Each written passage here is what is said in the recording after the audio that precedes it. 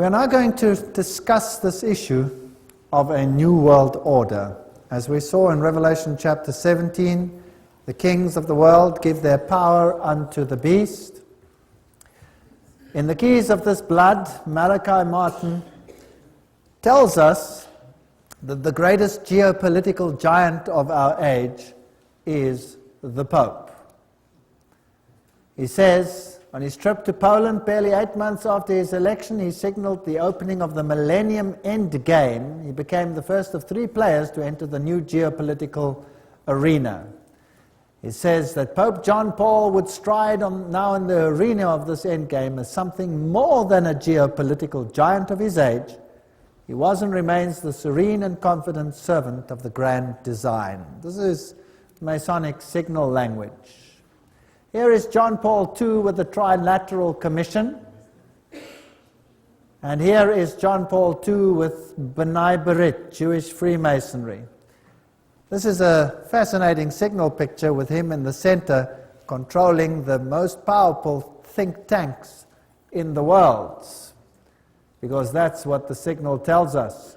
We saw in Revelation chapter 17 already some pictures of the powers of the world giving themselves over to the papacy. Lech Walesa being honored for his work with the host in public. The Bush-Gorbachev summit in Malta, George Bush referred to as a gateway to the millennium of freedom, and it was heralded as the building of a new world. It is a big idea, a new world order, where diverse nations are drawn together in common cause. Only the United States has both the moral standing and the means to back it up.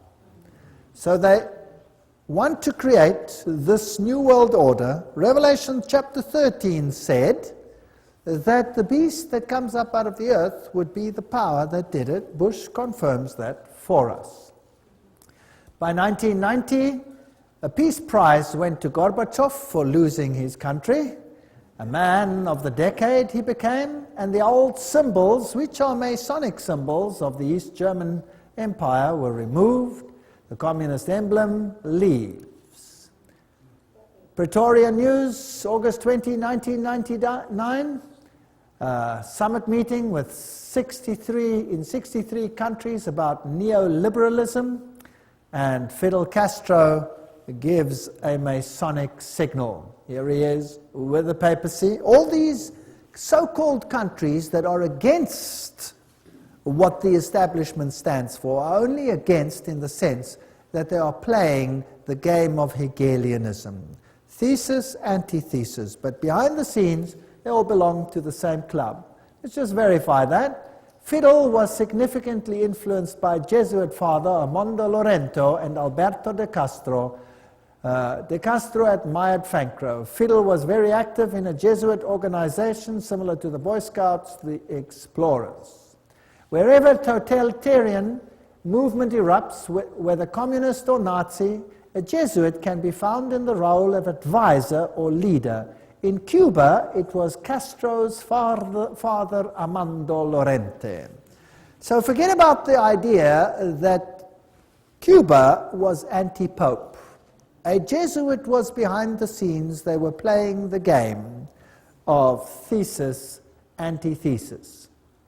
When tyrants fall in Romania and Panama and all these countries, these tyrants were put in place to create a system of fear and chaos, and then they are removed and the people are happy to give up their civil liberties. We've already seen this video here of the Pope who receives honor from Bill Clinton for his role in ending the communist empire. 2,400 of his faithful here to welcome him. He's waving to the crowd.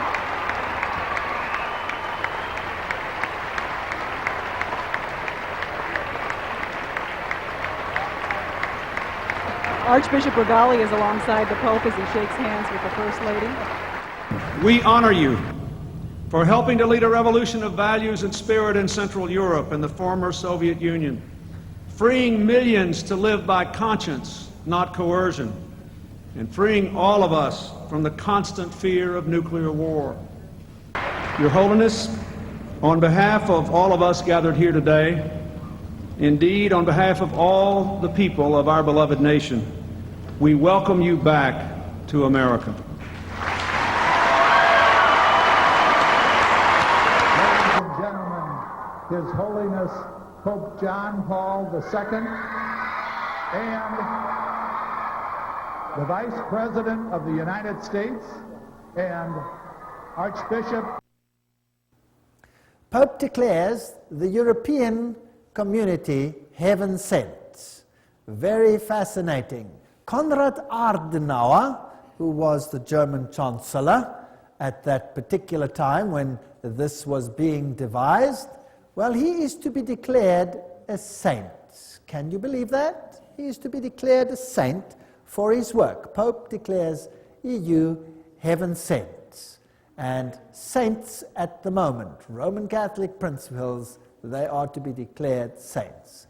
Now, to bring about the European Union, they had Maastricht. Maastricht is a Roman Catholic little town in a Protestant country in the Netherlands. And the symbolism there was very interesting. The 12 stars, they represent also the 12 stars that you have in the book of Revelation, which they apply to Mary rather than to the woman in white. It is also fascinating that the European Union issued a poster which was posted all over Europe where they had the Tower of Babel under construction. Can you see that?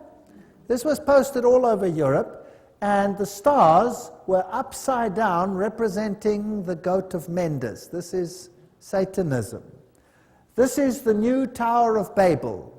And the high French politicians said, we are building a new Babel, which they emphasized with this poster, and this time we will succeed.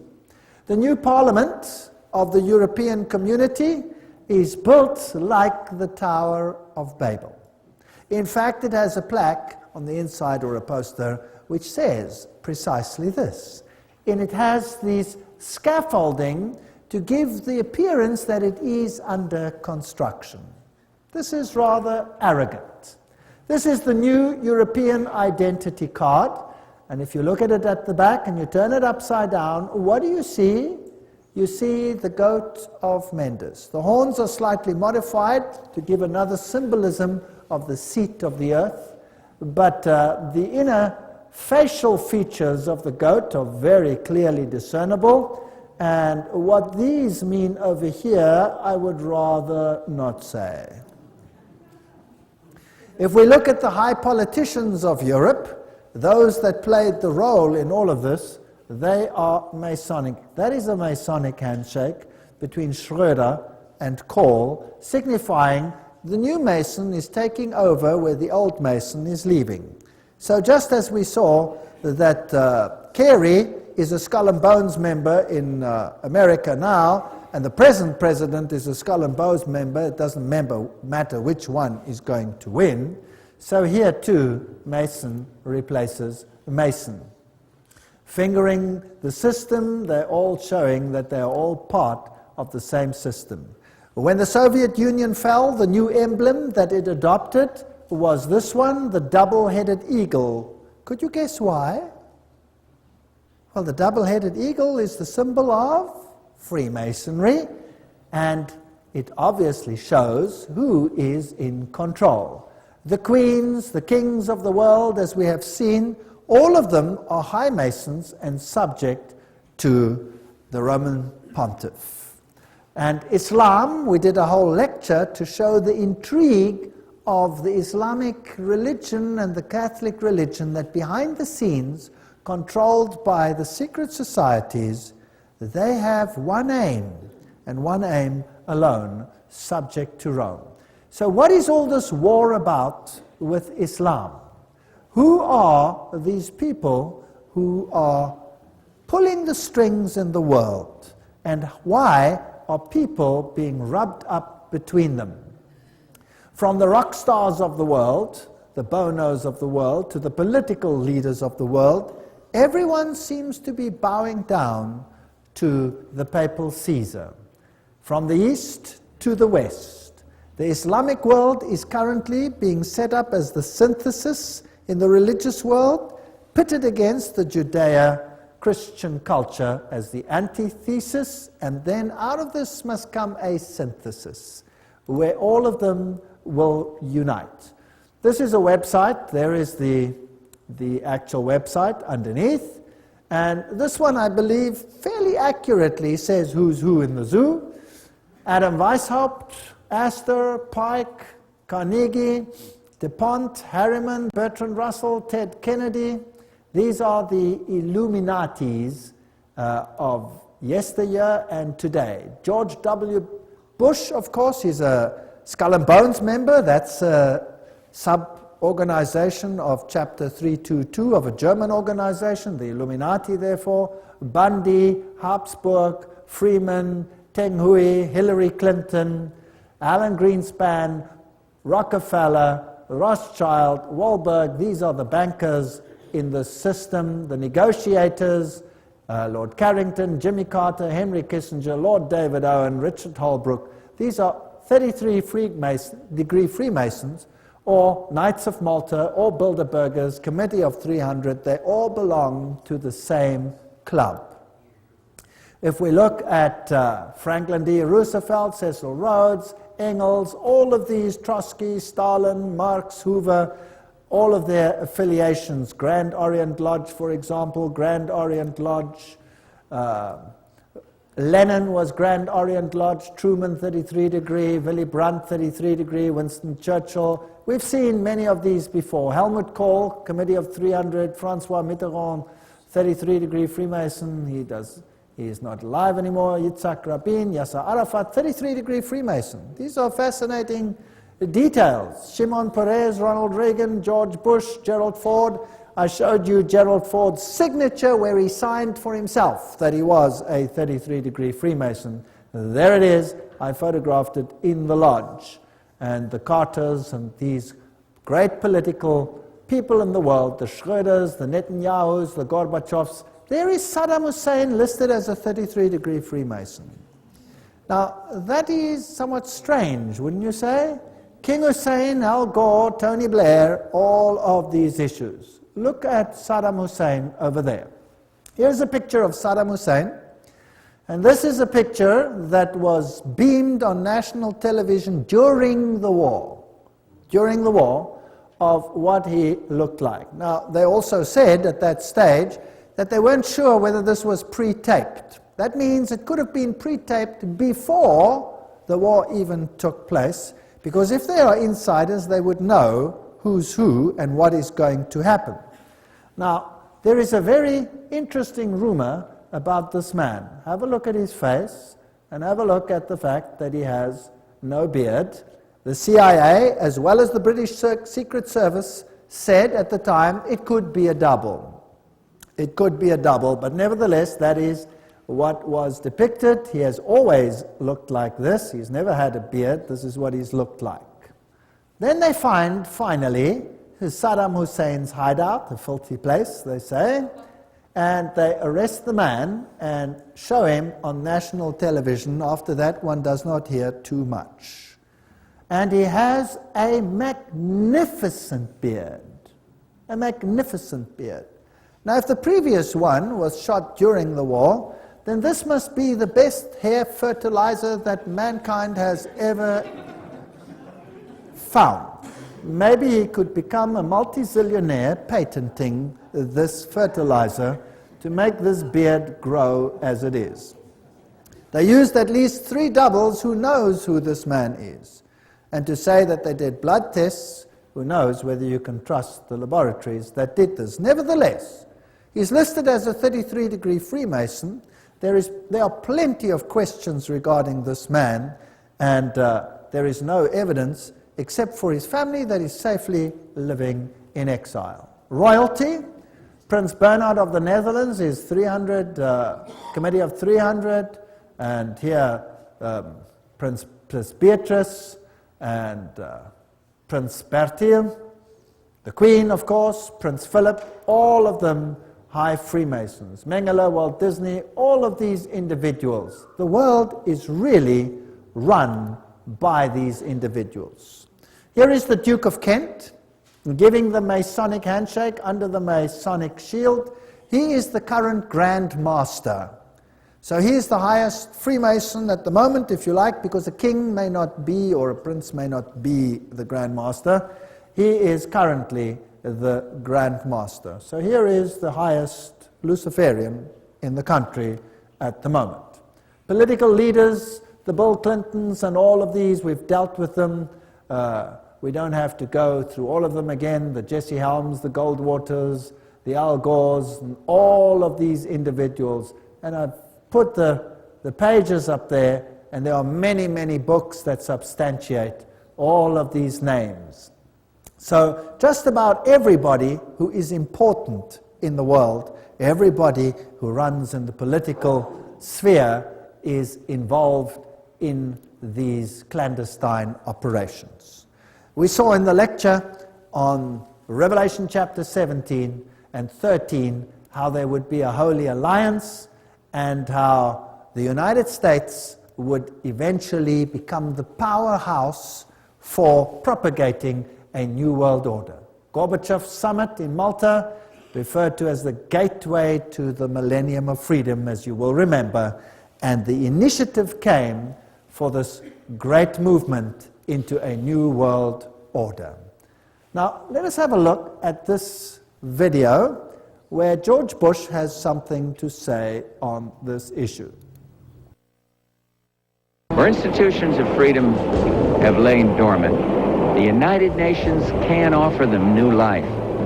These institutions play a crucial role in our quest for a new world order, an order in which no nation must surrender one iota of its own sovereignty, an order characterized by the rule of law rather than the resort to force. So he says all the nations don't have to give up one iota of their sovereignty, but we want them all in a new world order. Basically, that is what he said, out of the horse's mouth. And then this terrible incident took place. And, well, there were many, many deaths. A very strange incident. But before we get to it, let's first have a look at some of the history of this issue. The United States had a problem in that it wanted to introduce anti-terrorism laws, but there was no real terrorism in the United States. And then all of a sudden, a building in Oklahoma, April 19, 1995, was gutted by explosions, and they fingered a man, Timothy McVeigh, who worked alone, they said, and brought this building down by parking a van filled with explosive outside and blowing the building to smithereens. That's the official report.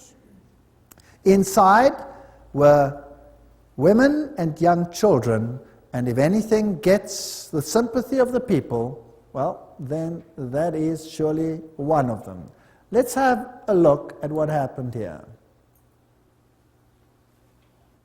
Through federal authorities that a second bomb has been found inside that federal building in Oklahoma City. It was an explosion at 9 o'clock this morning that did that damage you're looking at right there. That was in the federal building did go off. It did the damage that you see right there. The second explosive was found and diffused. The third explosive that was found, and they are working on right now as we speak, I understand, both the second and third explosives, if you can imagine this, were larger than the first. First bomb that was in the federal building did go off. It did the damage that you see right there. So you heard there on national television that a second bomb went off and it did the damage that you saw over there. They found a third explosive device within the building. The official report, however, says what? That there was a van outside with explosives. Now, I was not there. So I'm not going to set myself up as a judge as to what happened over there. I can merely say what the report said, what the news said, and then we'll ask some questions, and you decide what happened over there. Timothy McVeigh apparently worked alone, just like in the Kennedy case, and he blew this place up. But eyewitnesses say, no, they saw two individuals, and they saw this truck on a previous day, and they had a number. But when this building exploded, there was no real crater where this truck is supposed to have exploded. Now, if a truck explodes outside the building, there must be a crater, and the building must implode. But the building didn't implode, it exploded. And that was done by a device on the inside, as you heard over here. So now, to fit the case and to say it was a truck, the people said, well, surely if it was a truck, then there must be some parts left of that truck. I mean, an explosion doesn't just get rid of every piece of a truck. It might be in smithereens, but there should be a piece of an engine block or something like that. There was nothing.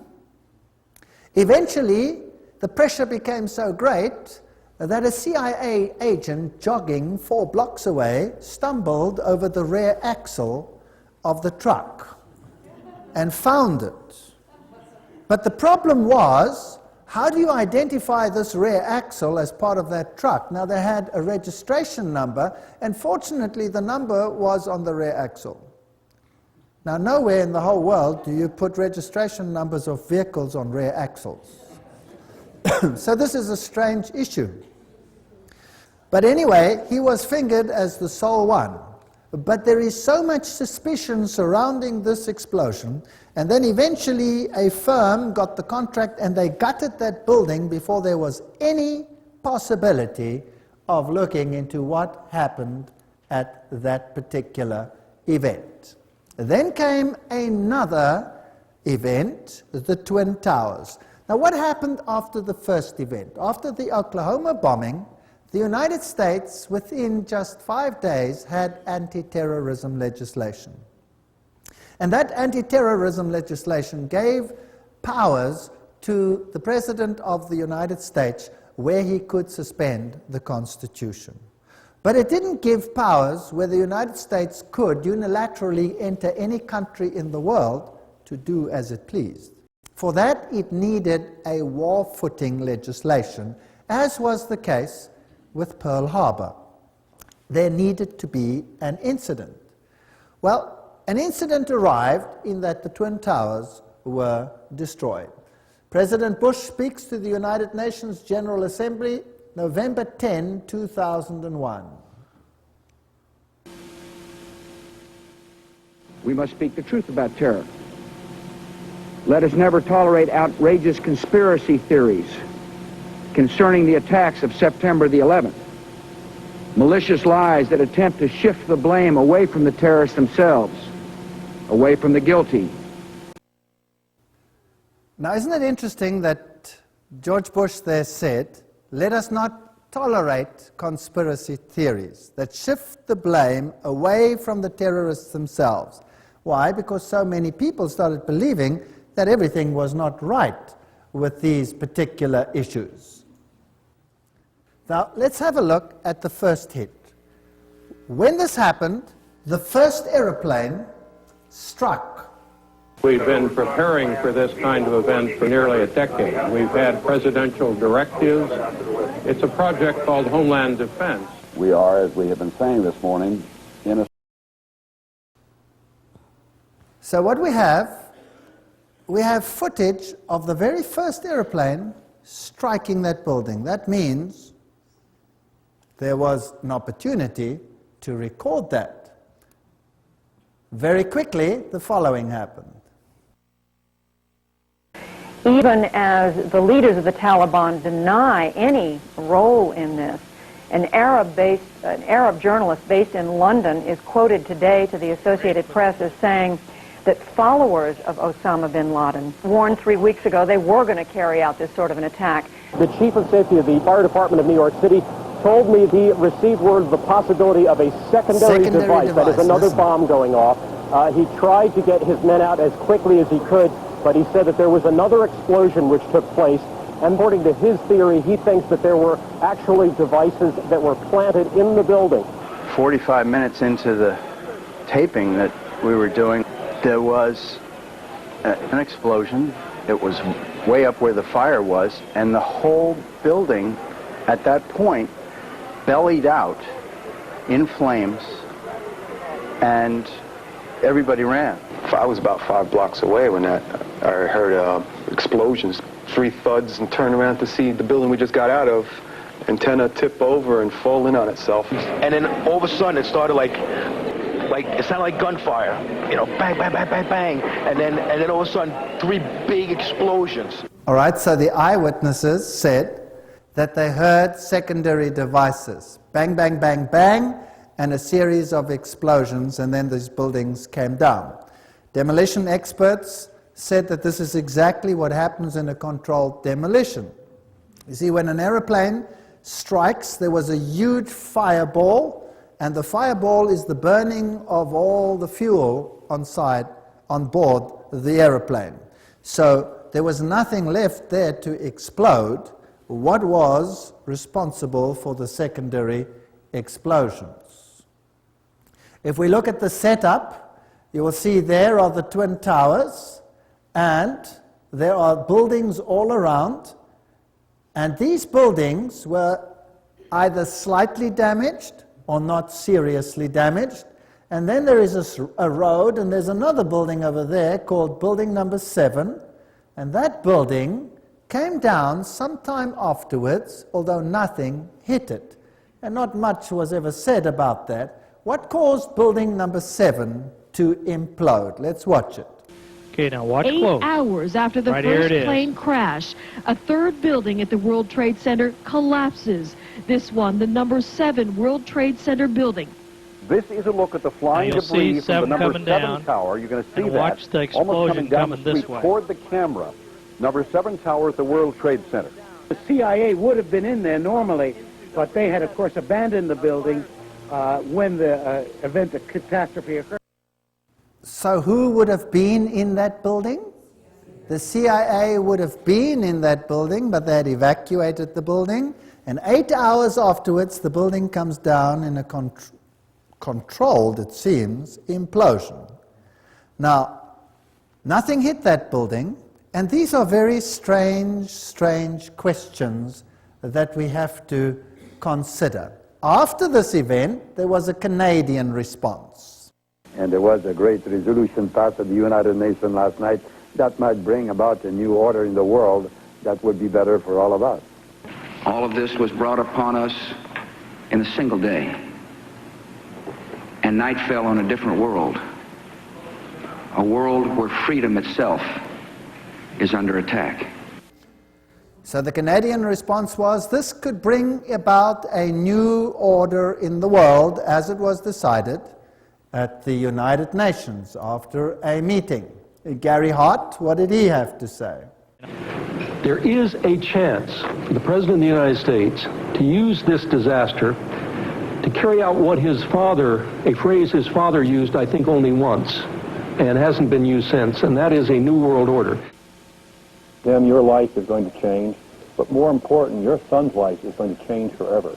America will never be the same after September 11th. We've been preparing for this kind of event for nearly a decade. We've had presidential directives.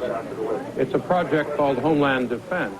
We are, as we have been saying this morning, in a state of war. Even as the leaders of the Taliban deny any role in this, an Arab journalist based in London is quoted today to the Associated Press as saying that followers of Osama bin Laden warned 3 weeks ago they were going to carry out this sort of an attack. The chief of safety of the fire department of New York City told me he received word of the possibility of a secondary device, that is another bomb going off. He tried to get his nucleus, but he said that there was another explosion which... All right, that's enough. We've seen the buildings coming down. We've heard that while these things were still happening, the American government had fingered the culprits. A bunch of terrorists, naming their names, about 25 of them altogether, and the whole plot had been resolved by the end of the events that unfolded that day. An amazing piece of detective work after the event while it was even happening. Now, again, let me say I was not there. So let me tell you what has transpired and what people have said about these issues in the world, what has been published and what is fact that cannot be disputed. And then I don't make a judgment because I wasn't there. You make the judgment based on the facts.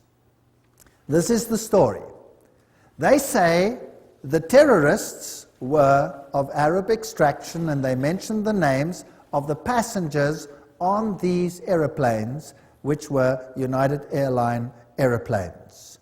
And the mastermind behind the scene is a man by the name of Atta, who is fingered as the one who received instruction on how to fly an aeroplane. Well, when they released the names, immediately there was a hue and cry from the Arab countries because 5 of the terrorists, supposed terrorists, mentioned that they were very much alive and well and couldn't have been on the plane. Right? Very important. They were alive and well and couldn't have been on the plane.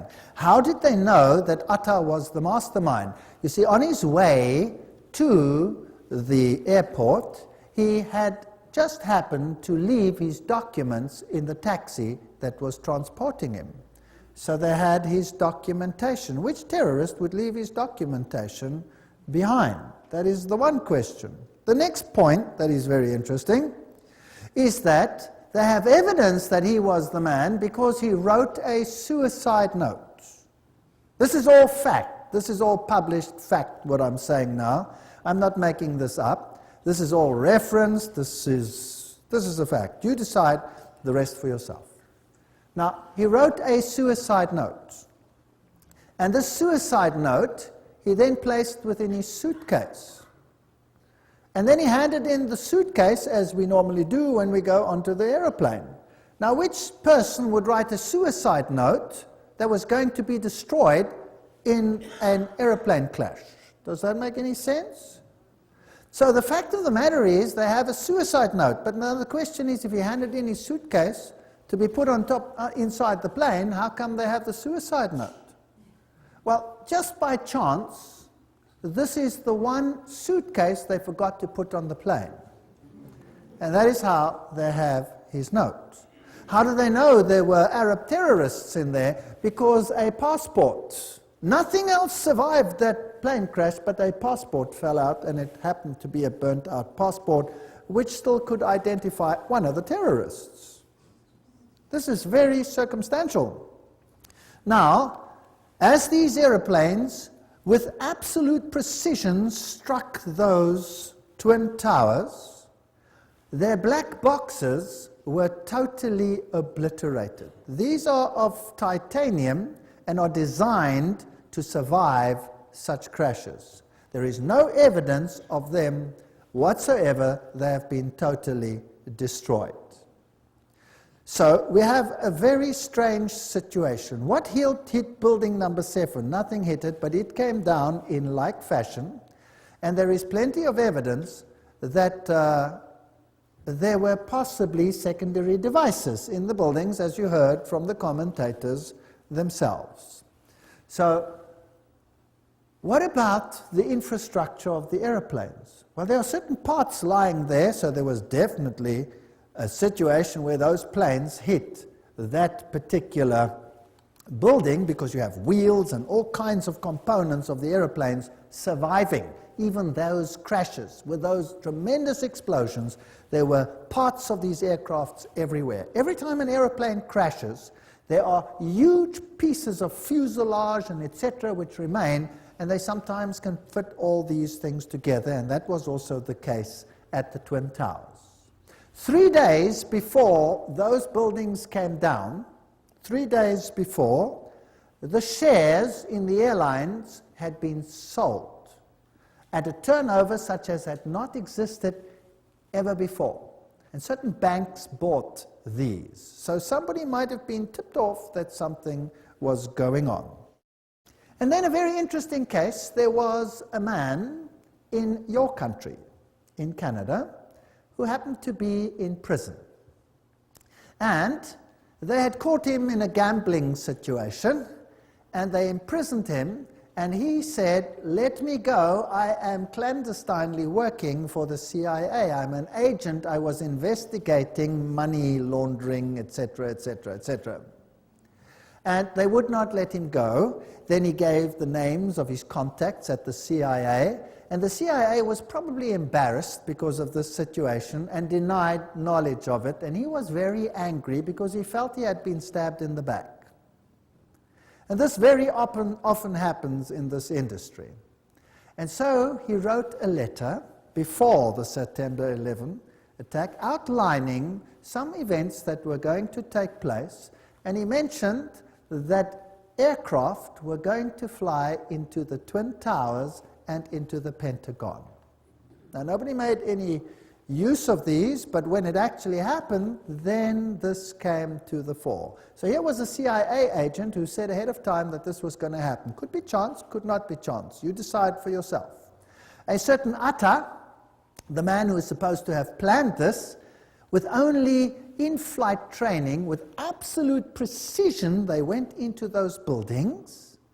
This is an amazing story. Received funds, $100,000 US, from Pakistan's secret service into his bank accounts. And they worked very closely with the United States. So here had been a transfer of money, but the plot doesn't end there. Das Böse sitzt im Pentagon. Facts. The evil sits in the Pentagon. Now, who is this man that wrote this? This is the political scientist Thierry Meyssan from France, and he has some very interesting to say.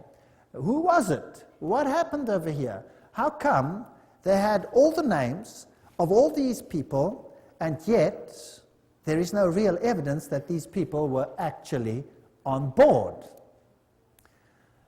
Here's the story. I'm just giving it to you with the passengers, the machines that flew into these Twin Towers. And then there's this fascinating case of the other aeroplane that went into the Pentagon. And here are the pictures that were published. The dates were strangely wrong. They were September 12, but apparently they said it's because they released them the next day. And what you see is smoke over there. There are no debris pots, nothing. Here is a piece missing, no picture. There you have an impact of a flame, and you have this fireball over here. That's it. If you look then on the lawn, this is all that was found, but no part of a United Airlines aircraft. No parts, nothing. Nothing whatsoever. This is the hole that was seen after the event, and most of this hole happened well after the event. So the question is, why are there no aircraft parts? Again, all the black boxes disappeared. There were no black boxes that survived, and the hole is way too small for something like that to actually have happened. Because nowhere in the world, even in the Lockerbie disaster, there was a case where there were no aircraft parts. Nothing. There was just nothing. What is even more interesting in this situation is when you look at this, when the United States rules the world, the Catholic Church will rule the world. Archbishop Quigley, 1903. Let me go back to this September 11. To rule the world, you have to be able to have access to the entire world whenever you want to, however you want to. Now, this aeroplane that struck the Pentagon, and the other one that fell by chance, did you know about that? The other one that fell, and apparently there were terrorists on board that were overcome by loyal citizens. The interesting part is that that aeroplane struck the ground and never struck any building. It came down.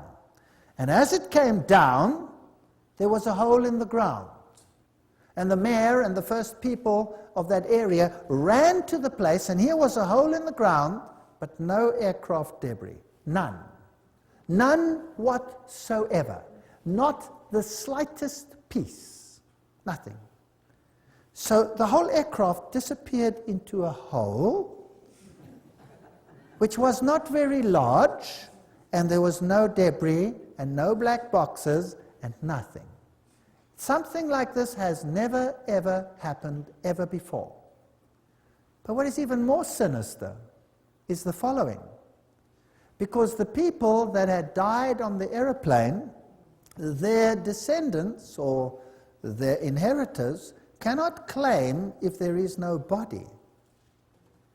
But in the investigation, they identified every single human body with their blood group and body parts that were given to all the family.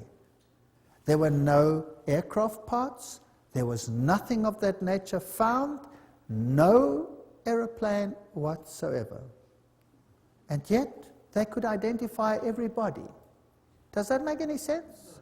It doesn't make any sense whatsoever. And there were apparently phone calls between the aircraft and the Pentagon. Such was the information that was released.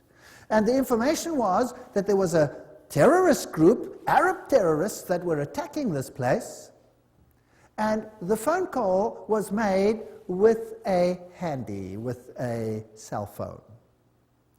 But then, of course, they found out that if you make a phone call with a cell phone, then you get an account for that phone call. And there was no record of such a phone call. So the Pentagon backtracked one and said, yes, excuse me, we didn't actually get the phone call from a cell phone. We got it from the onboard telephone. That's how it happened. And again, they did an investigation. If you make a telephone call on an onboard phone, then you swipe your credit card through it, and there must be a record of a credit card transaction from that phone. But there was no record. So the Pentagon backtracked again and said, yes, that is true, but it was done as a collect call. That's why there was no credit card, because the individual had forgotten the credit card. But you cannot make a collect call from an onboard telephone. And there the story died. So here are 4 aircraft, no parts except the ones at the Twin Towers. There are holes in the ground and no aircraft whatsoever, but all the pieces of the bodies with the DNA analyses. These are interesting, very interesting facts. They had planned previously in the Bay of Pigs one such operation, apparently, this is history, where they were going to dupe the world by having one aircraft take off, land, the people get out, and then another one, radio controlled, take off and create the situation that they wanted without any people on board. This had been done before in the United States. So ask yourself the following questions. How is it possible that all this circumstantial evidence points to nobody out there? Nobody out there. Then came anthrax scares. And when eventually someone high up in politics suggested that it seems to come from a laboratory within, suddenly there was absolute silence. So let us not continue with the September 11 and ask and say it was this or that party. The fact of the matter is this is a very strange situation. And if you look at the high role players in the United States, whether it's Madeleine Albright or any one of them, they use brooches which depict Luciferian connections like goats and all of these. President Clinton here is receiving the host publicly, and he claims not to be a Roman Catholic. That is impossible. Hillary Clinton is wearing the Phoenix Rising, which is a Masonic symbol. Sherry Blair uses Masonic signals. The presidents, the prime ministers of the world, whether the Thatchers or the Carters or the whoever they are, all of them seem to belong to insider organizations, whether they are religious leaders or political leaders, or whether they are Europeans or Americans or Eastern, all of them seem to be involved. If we look at Africa and Rome, this will give us an idea of what the New World Order is going to be all about. Africa and what they have done to Africa serves as a model for what will happen in the entire world. The great African leaders and the tyrants of the past, like the Idi Amins, these people have all received exile and were probably high Masonics. When we look at the Southern Africa, South Africa situation, where you had the black-white issue, the apartheid issue, the role players, again, were all Masons. This is Foster, the president, and he gives a Masonic signal, and he was a Freemason. If we look at Nelson Mandela, he is a Prince Hall Freemason. So again, both sides are on the same side of a secret society. If we look at de Klerk and Nelson Mandela, we have the same situation there. Mandela is compared to Jesus Christ. They lift him up. They have a synthesis and an antithesis, and he receives the host publicly, although he declines to say that he is Roman Catholic. He says he's not Roman Catholic. Now, Roman Catholic canon law states that you cannot receive the host if you are not a Roman Catholic. So these people are really something else. Here he has a Hindu marriage with the widow of Samora Machel. Now, Samora Machel is another story, and his anti-Christian statements are historic. He also had a Jewish wedding at the same ceremony and a Muslim, showing that all religions are one with him. The new political face is totally Masonic, and in 1992 already it was known that Mugabe of Zimbabwe was going to take the farms away from the people that lived there. This is before he started doing this. They had already said it. Mugabe is going to take white farms very soon. It was in 1992. Today, this is a fact. Der Spiegel published, Die Deutschen müssen raus, the Germans must get out, all whites must get out. Here's a cartoon of Kissinger pointing to the fact that the whites must get out of Africa. Here is the current president of South Africa, Mbeki, and Mugabe. They are hand in hand on this issue. He refuses to rebuke Mugabe for taking the farms by force. In South Africa itself, 4,000 farmers at least have died and have been killed as they have been driven off their land. Nobody hears about these things in the world. Zimbabwe lies in ruins. But what do we find here? A tremendous building going up, and what is it called? The Jesuit province of Zimbabwe. So the Jesuits are totally in control in that country. Jesuit School of Philosophy and the Humanities, brand new buildings, while a country lies in ruins. They're preparing for a final order. And all the black leaders are in the same level as all the European and American leaders. They all belong to the same club. Now, what is this new world order? Here is the new South African coat of arms, where you can see the phoenix rising out of the ashes, the crown of Mitra with the 7 rays. All the symbolism points to the same thing. I'm going to run you through the new economic order of the New World Order. And these are now quotes from Roman Catholic sources themselves. And I would like to tell you that you haven't experienced anything yet. Waiting to come to you. And I can tell you what it feels like because I have experienced it. If you ever want to read an interesting book, read Ecclesiastical Megalomania, but I'll be quoting from encyclicals and all these things. According to canon law, the control of all property of the Roman Church state belongs to the Pope, its supreme emperor. Everything I say will have a quote now. Everything is substantiated by either a papal encyclical or any one of these. Now, communism took all property away and made it the state's property.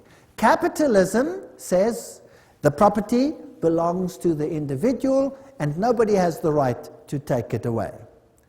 Now, if that is thesis and antithesis, then something in between is what we will want. So the Pope condemned communism, but he also condemns capitalism. The New World Order will be something in between in the name of fairness. So let us have a look at these issues. The economic thought of the Roman Catholic Church, private property.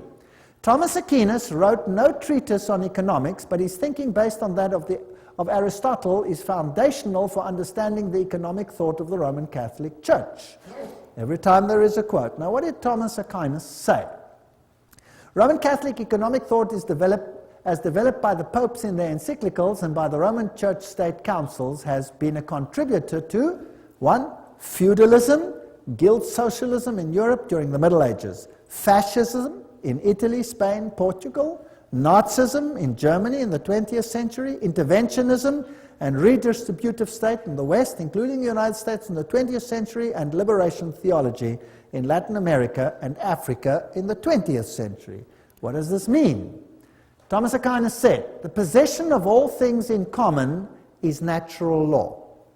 Thomas wrote, the possession of all things in common and use of universal freedom are said to be of the natural law, because to wit the distinction of possessions and slavery were not brought in by nature, but devised by human reason for the benefit of human life. Now what does all that mean? It simply means property is for common good.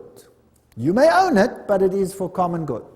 The community of goods, wrote Thomas, is ascribed to natural law, not that the natural law dictates that all things should be possessed in common and that nothing should be possessed as one's own. So you may possess things, yes. But because the division of possessions is not according to natural law, but rather arose from human agreement, which belongs to positive law, they talk such drivel, it's interesting, never mind. Hence the ownership of possessions is not contrary to natural law, but an addition thereto devised by human reason. Let's continue. Thomas wrote, hence, whatever certain people have in superabundance is due by natural law to the purpose of succoring the poor. Okay, now we're getting there. You may possess things, whatever you possess, but whatever you possess more than you need is there for the common good of those that don't have. Does that make sense? Now, what if you create two classes of individuals, the rich and the poor? Or what if there is a situation where you have two classes, the rich and the poor? You can go across the world and you can look at the rich nations and the poor nations, and you will find that the rich nations are all the Protestant nations. Have you noticed that? All the Protestant nations are the rich.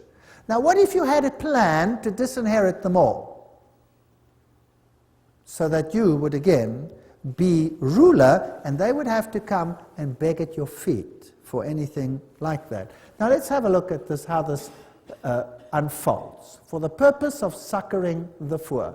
Because the goods of some are due to others by natural law, there is no sin if the poor take the goods of their neighbors. Thomas wrote, in cases of need, all things are common property, so that there would seem to be no sin in taking another's properties, for the need has made it common. Okay. Now, there's the aspect of sharing. If I see my neighbor in trouble, as a good Christian, I will help him out, right? Yes. But now we're looking at law. So if my neighbor has need, and who determines the need? He determines the need. I have need. I have a need. I have a need of a television, and I don't have one, and you have one. And you have money, and you can go and buy yourself another one. I have need of your television. Can he then take it without being a sinner, yes or no?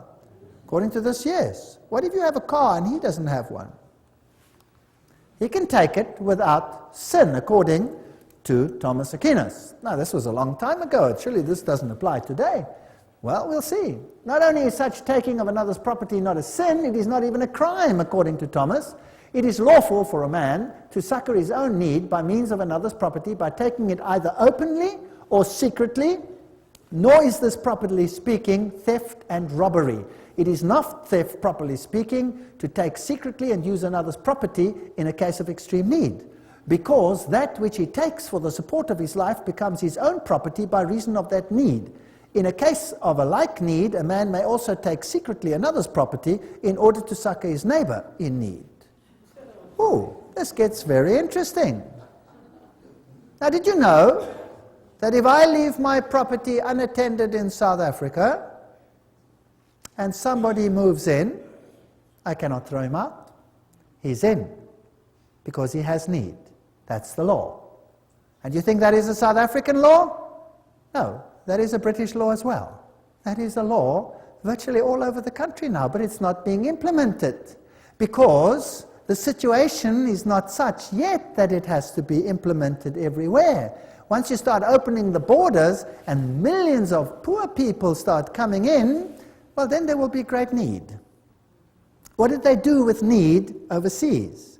So, in South Africa, people go on holiday, they come back, their house is occupied.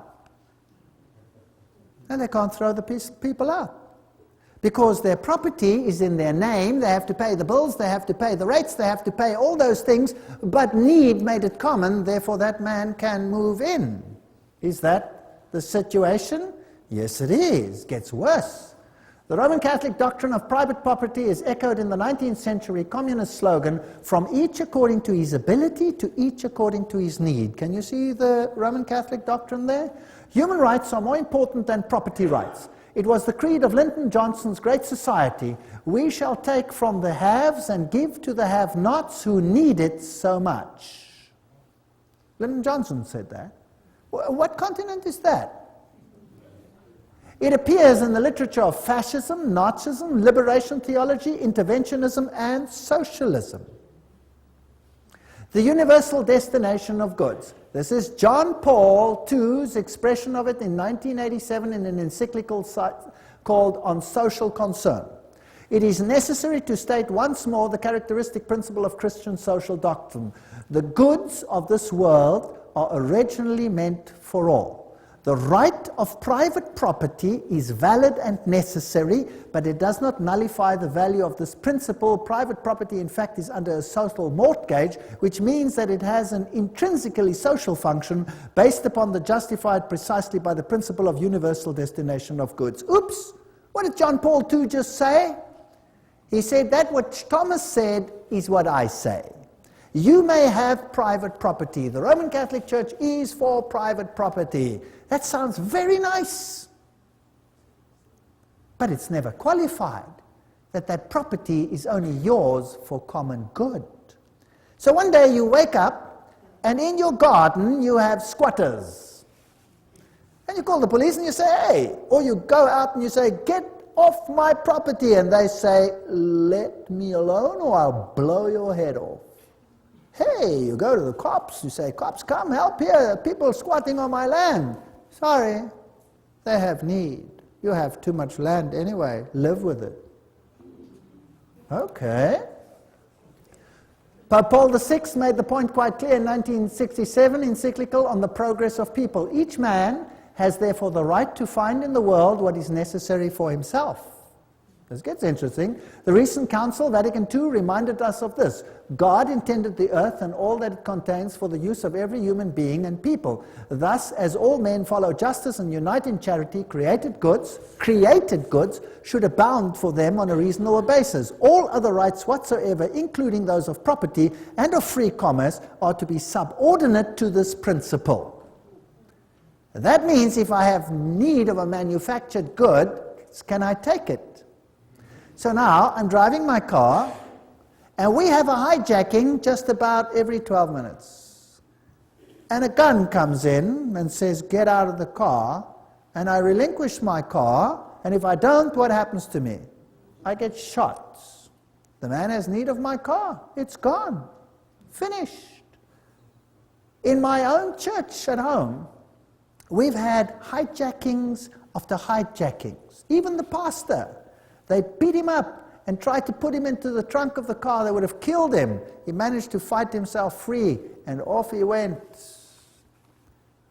without his car. Do you think there's any big action to find these things? No, occasionally here and occasionally there. Do you think there's any big action when the farmers are killed and they move onto the lands? No, a little bit here and a little bit there just to keep people happy.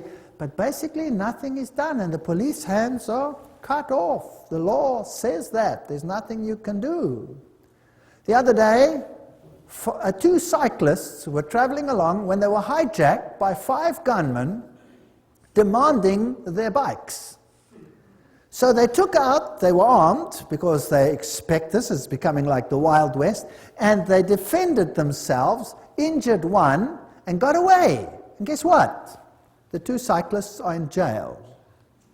Yes, serving a sentence for injuring someone without need. They could have given them the bicycles. That would have solved the problem. You see how the law has turned upside down? Gaudium et Spes, the Vatican II Constitution, Pope Paul quoted, explains at greater length. If one is in extreme necessity, he has the right to procure for himself what he needs out of the riches of others. Now, who defines necessity? Since there are so many people prostrate with hunger in the world, the Sacred Council urges all, both individuals and governments, to remember the aphorism of the fathers. Feed the man dying of hunger, because if you have not fed him, you have killed him. Therefore, because private property is immoral, all men, individuals and governments have the moral obligation to redistribute goods held unjustly by property owners. Have you heard of redistribution of goods lately? Have you heard of it many times lately? Yes, there is going to be a redistribution. All goods includes not just goods found in nature, but manufactured goods as well. John Paul II declared that all men must have access to those goods, quote, which are intended for common use, both the goods of nature and manufactured goods. I own nothing. Only on paper do I own anything. The state rules supreme.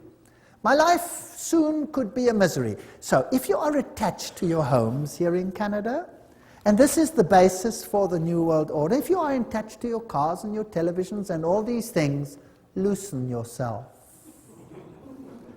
Because soon they will be redistributed, and there will be nothing that the white or black or pink Protestant can do about it. And if some other suffers in the way, that is fair enough. The ends justifies the means. The redistribution will go as it should be. Rerum novarum. Who's heard of Rerum novarum? This is the papal encyclical that was issued, that is being quoted to this day, Pope John's. And to this day, all of them make reference to this, including Pope John Paul II, says this is this encyclical that forms the basis of the New World Order. Well, I thought it's important to study it. One of the Roman Church State's most influential statesmen on economic matters is the encyclical Rerum Novarum on the condition of the working classes. The Roman Church State allied herself with the proletariat, which in Marxism is the great and final enemy of the capitalist order. Pius, writing, declared that Rerum Novarum, however, stood out in this, that it laid down for all mankind unerring rules for the right solution of difficult problems of human solidarity called the social question. Now, let's see. By far the most notable evidence of this social teaching and action which the Church has set forth through the centuries undoubtedly is the encyclical Rerum Novarum, issued 70 years ago. The norms and recommendations contained therein were so momentous that their memory will never fall into oblivion. John, Mater e Magistra, the papacy speaking. Pope Pius told us that the encyclical Rerum Novarum was instrumental in ending laissez-faire capitalism in the 20th century by ushering in an era of effective interference by the government. Have you got this? Let's see how it ends up. Rerum Novarum was the voice of moral authority needed to ensure the development of effective interference by all governments in the 20th century. How many governments? All. Pius wrote, "It is not surprising, therefore, that under the teaching and guidance of the Church, many learned priests and laymen earnestly devoted themselves to problems of elaborating social and economic science in accordance with the condition of our age. Under the guidance and light of Leo's encyclical, Rerum Novarum was thus involved a truly Christian social science, which continues to be fostered and enriched daily. Tireless labors, all these people, labors, now note carefully, of those picked men whom we have named the auxiliaries of the church.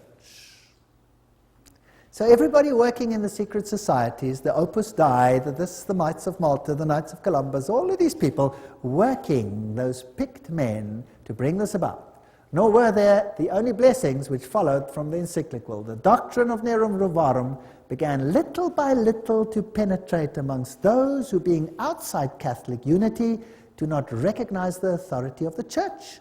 And these Catholic principles of sociology gradually became the part of the intellectual heritage of the whole human race.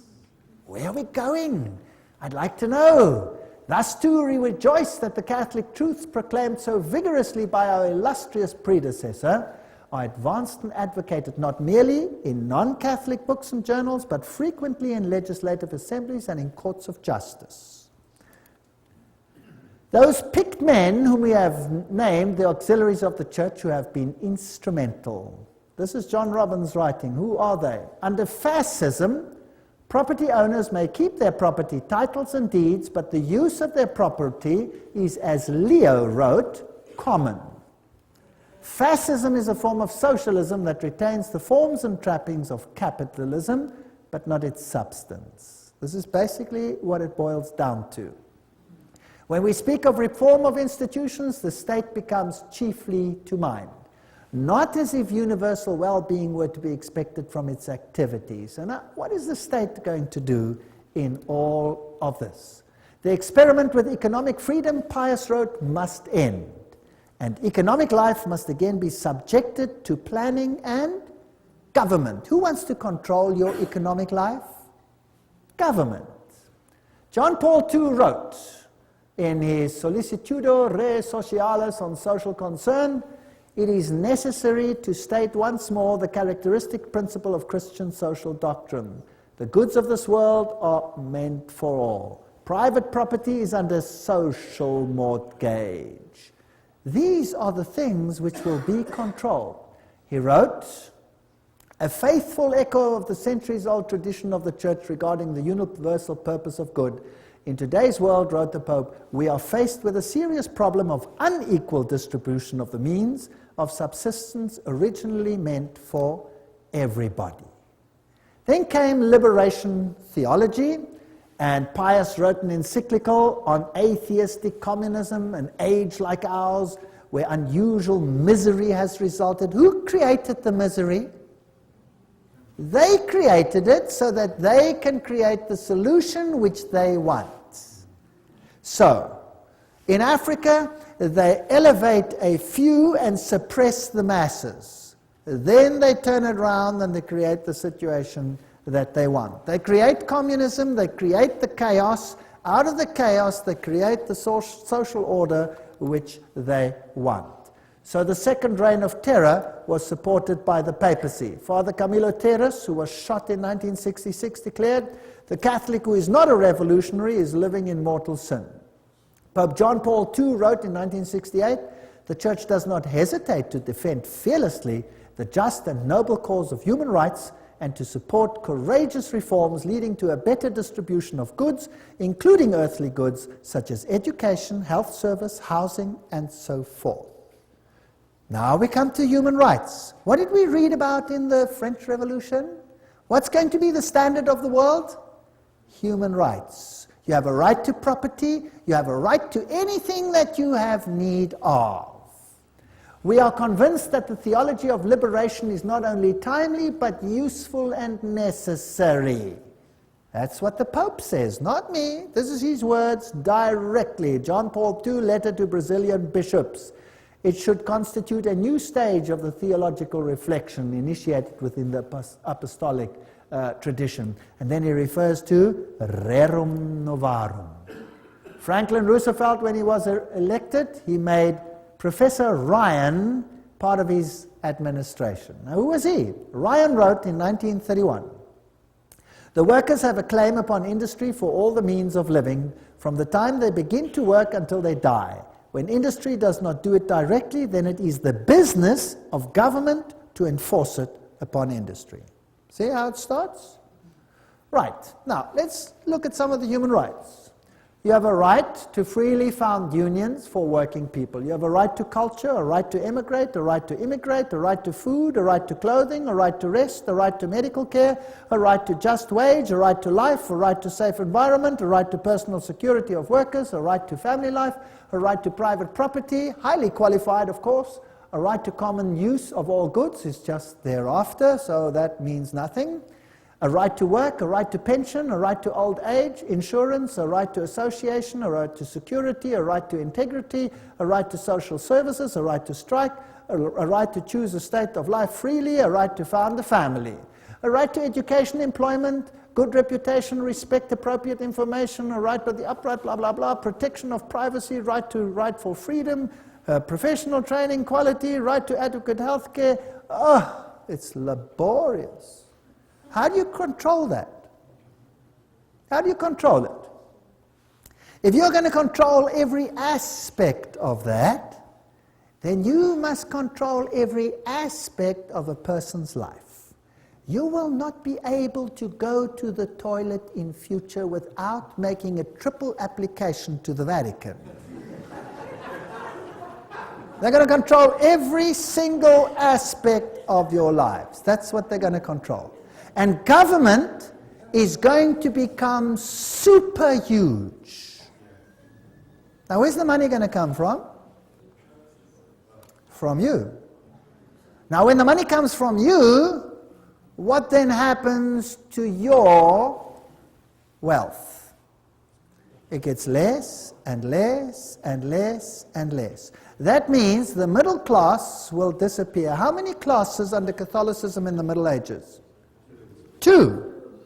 There was a feudal class, the Goyim, and there was the upper class who controlled everything. Now, if we take employment, in my country, employment was running at almost 50%. In Germany, it was running at point-something%. And then it went up to 2, 3, 5, 10, 20%. Now unemployment is rife in Europe. Why?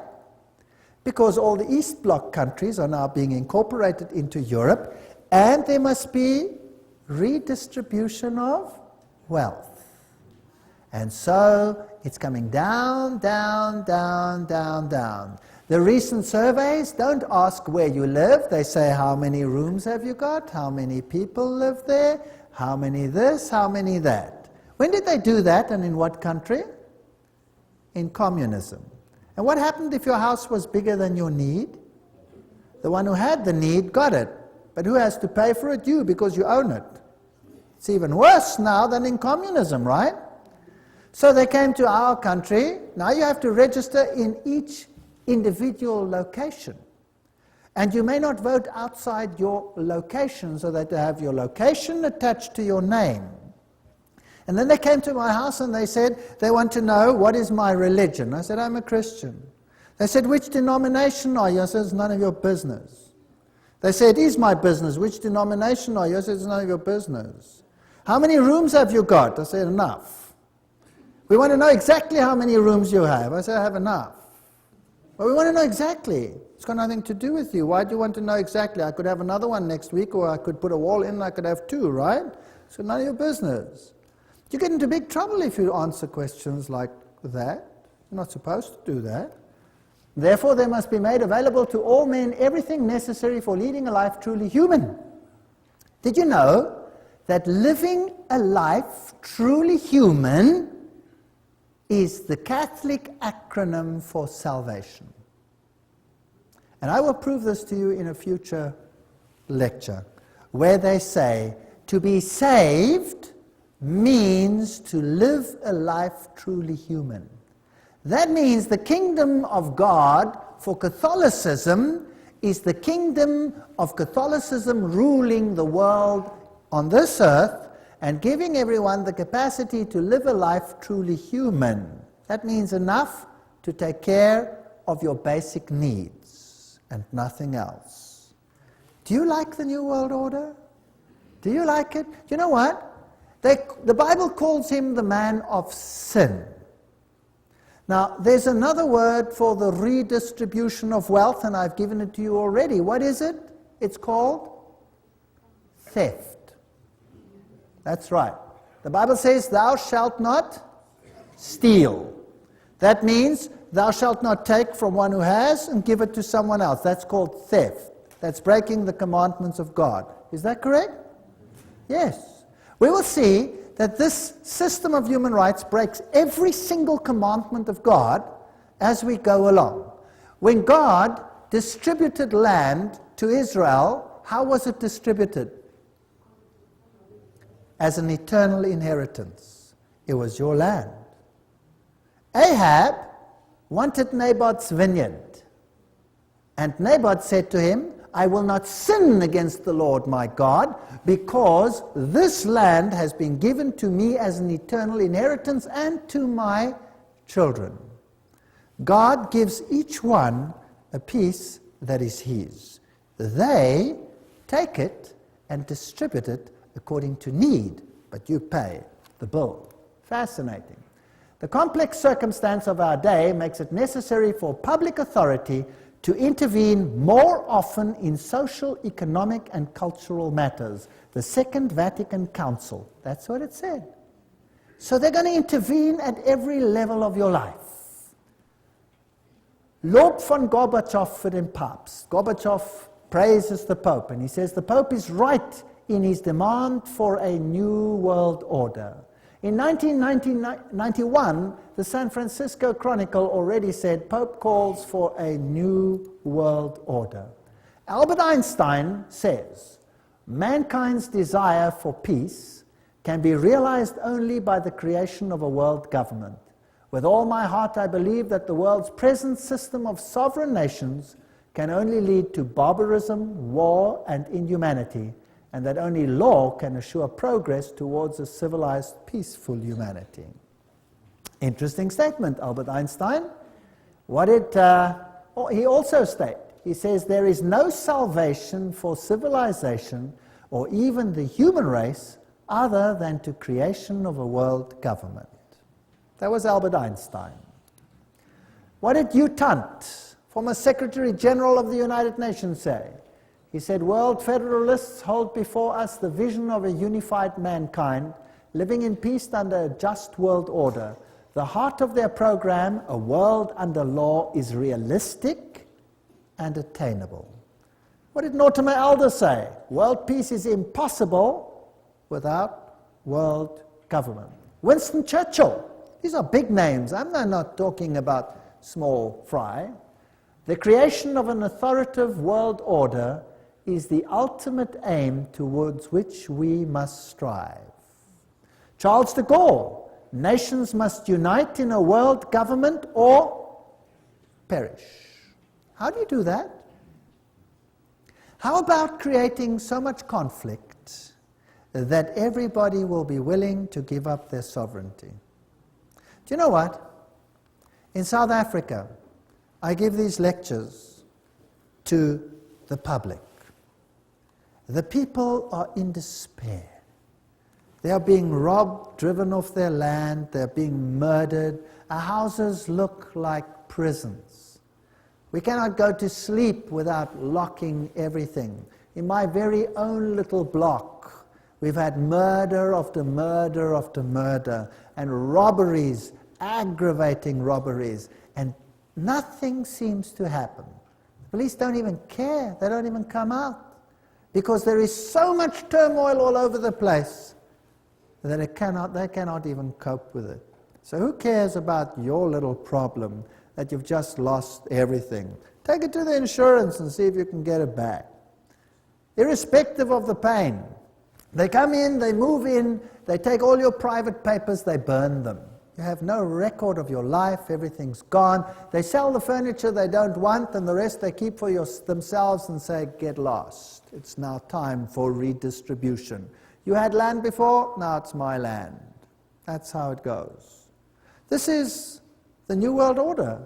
Welcome to the New World Order. Bertrand Russell, the only possibilities are now world government or death.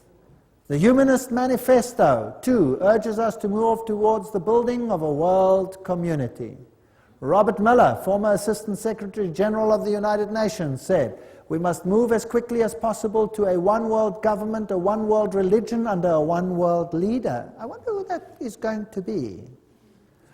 These are big, big names that I'm putting on the screen. These aren't speculators here and there. I'm often accused for speculating. Well, the biggest speculators are these people themselves. And what about this man? We saw how peace and unity was to come about. It was great. A great feeling of excitement, of peace, unity, of love, peace, love, and unity. Unity. Unity? Yes. All nations will come and worship before you, Lord, and worship before you,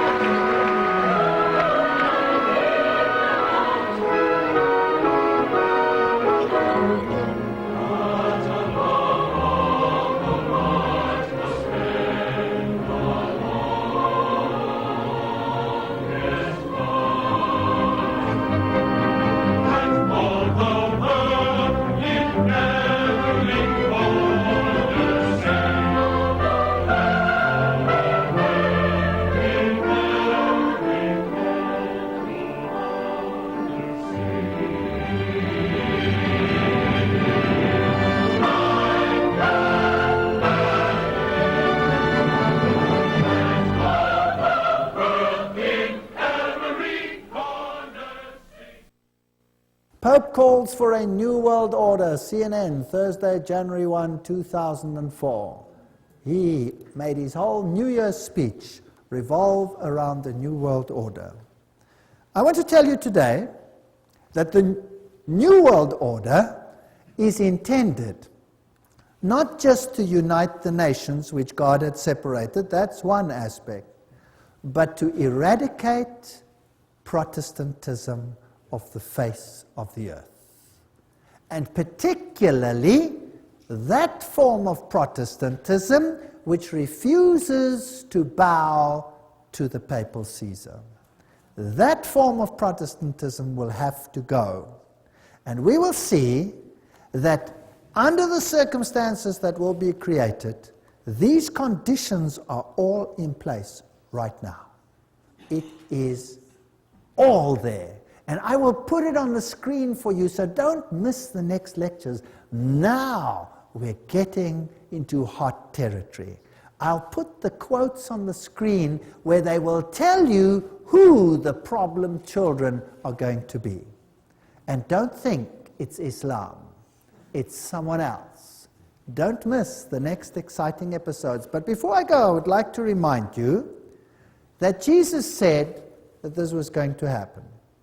And if I know, and if I understand with my whole mind and with my whole heart, that Satan, because the dragon gave him his power and great authority, is setting up his kingdom here upon this earth, then instead of becoming disillusioned, frightened, hysterical, I know that the time must be very short, isn't that right? And I know that the Lord must be coming very soon. So, as far as I'm concerned, I have distanced myself from my property. If I literally had to come home next week and find my wife somewhere in another little room and my house occupied by whomever, then I will say, tough cheese, it's going to blow up anyway, who cares? It's going to be destroyed when the Lord comes by the brightness of his coming. Why not take it now? Have fun while you can, and I'll move on somewhere else. I don't mind building a tree house for a little while. That should be okay. If they take my cars, well, that's okay too. We'll get another one, and if we can't afford another one, we'll walk. Who cares? I really don't care anymore. But people who are losing things become desperate, and what do? They commit suicide. By the thousands. People are committing suicide. If they understand this message, and they understand where we are going, would they then commit suicide?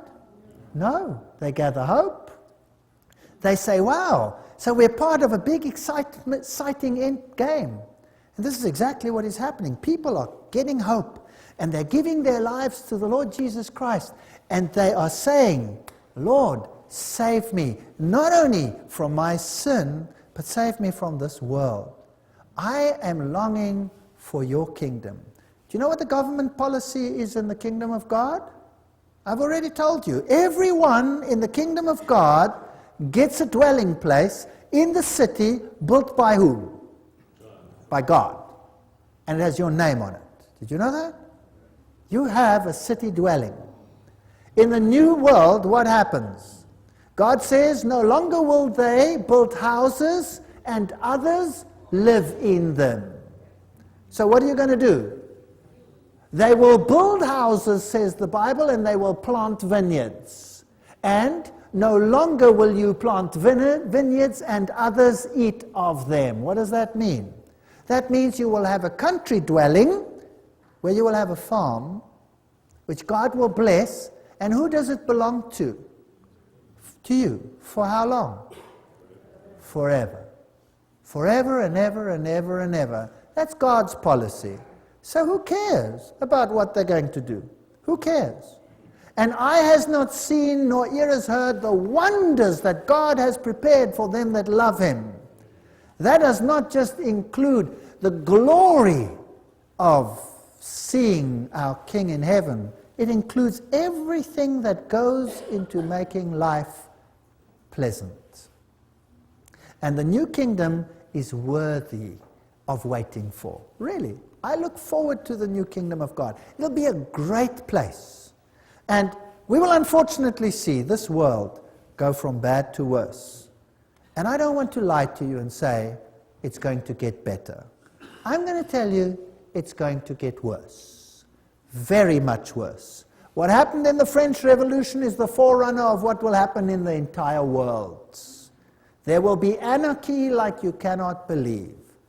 But if you are under the protection of the Most High, nothing will happen to you. So why not accept him? Why not say, Lord Jesus, I want you to be my personal Savior? Why not say, Lord, clean up my life, let's walk together, because your government is the only one worth having. And imagine looking in his face and saying, wow, this is my God. I've waited for him. He will save me.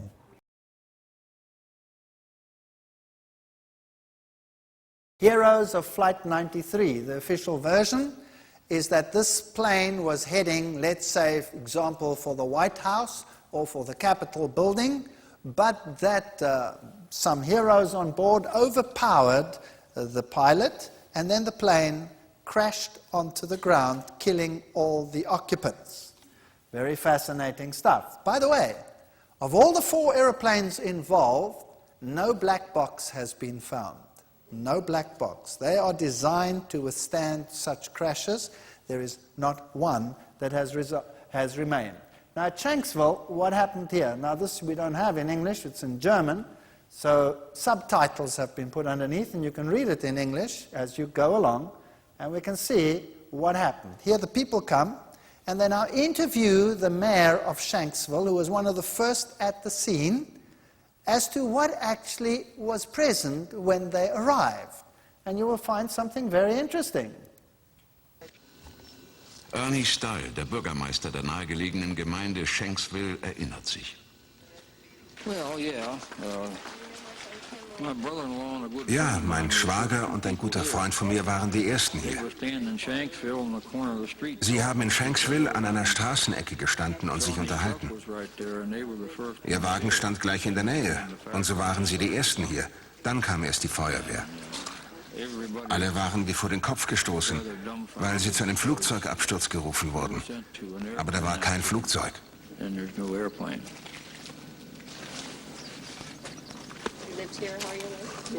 Kein Flugzeug.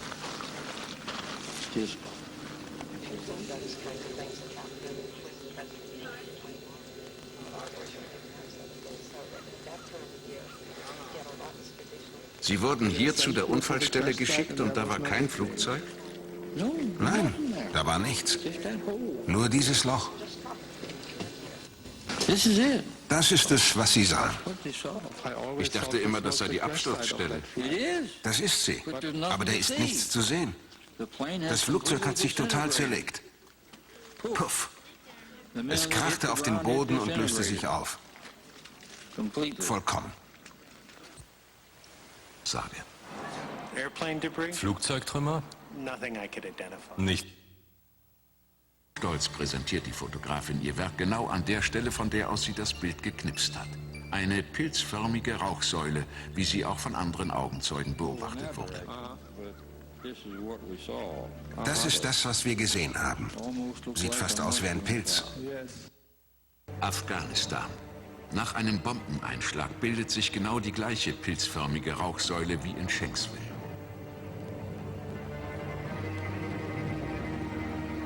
War es doch eine Bombe oder eine Rakete? That's an interesting story. So here you have an interview with the eyewitnesses that come to the crash site, and there's no aeroplane. But there's a hole in the ground. And in the hole, nothing. No aeroplane. No aeroplane debris, nothing. Just a hole in the ground, in which a whole Boeing disappeared, totally dissolving itself, with nothing to show.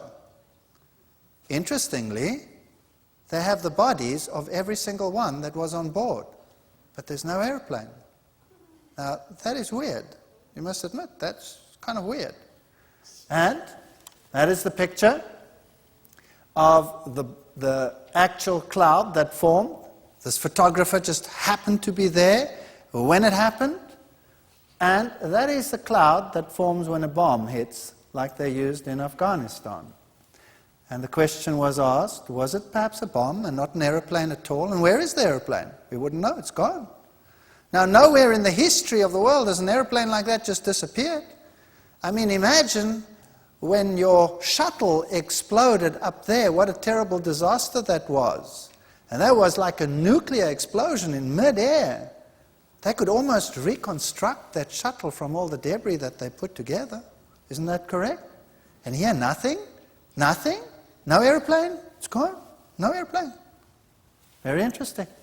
Let's go and look at what happened at the Pentagon. Amongst reports circulating is the report that there was an explosion in the Pentagon. Now, according to this, an airplane flew into the Pentagon. Let's have a look what was aired on national television abroad. Von einer Explosion ohne jegliche Beteiligung eines Flugzeugs im Inneren des Pentagon wird berichtet. Übrigens, die Fassade knickte erst später ein. Das war keine unmittelbare Folge des Aufpralls. Direkt auf den eben renovierten Teil des Pentagon zu. Nachdem das Flugzeug auf den ersten Gebäudering aufprallte, durchschlug es noch 2 weitere Ringe, um am Ende dieses 1,80 Meter große Loch zu hinterlassen. Wie schon bei dem Absturz in Shanksville löste sich auch hier das Flugzeug in Luft auf, beziehungsweise pulverisiert.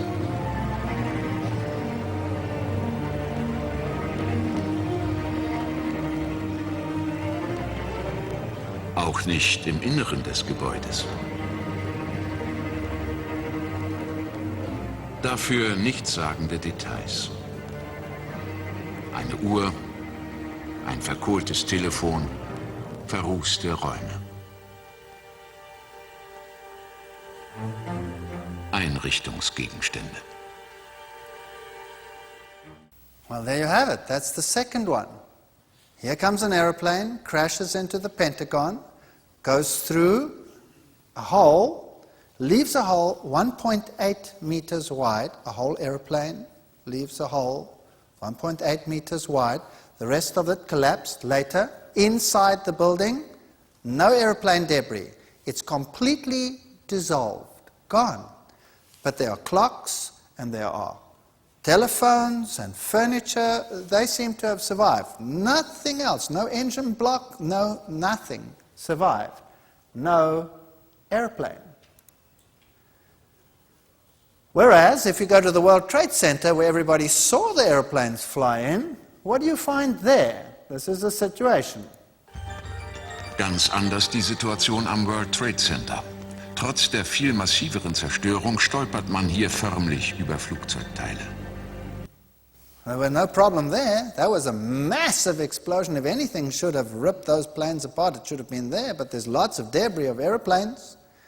But at the Pentagon, nothing. Not a thing. At Shanksville, nothing. No airplane. Dissolved completely.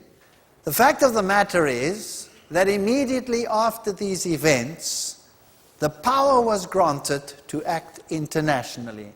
And you had massive legislation, homeland response, all of these things came in. Now, I'm not saying who it was, I'm not saying what transpired, I'm just giving you the facts as they were, and you decide whether the official version is okay.